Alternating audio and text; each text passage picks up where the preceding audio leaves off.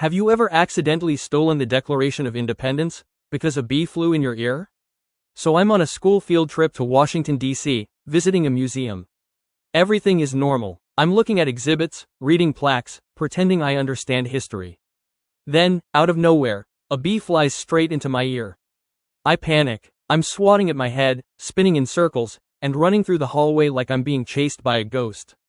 People are staring. Security is staring. The bee finally flies out, but by then I've knocked over a rope barrier.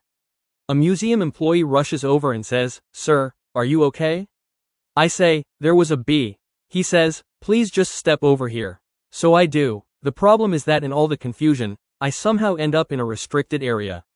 Everyone assumes I'm supposed to be there. One employee holds a door open for me. Another hands me a clipboard. A third says, "You're right on schedule." At this point, I'm too confused to ask questions. I just keep walking. A few minutes later, someone places a sealed display case into my hands and says, "Careful. This is the Declaration of Independence." I freeze. Before I can explain, they point toward a truck outside.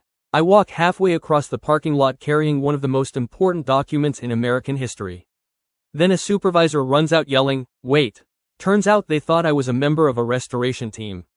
I hand over the case, explain the bee situation, and after about 20 minutes of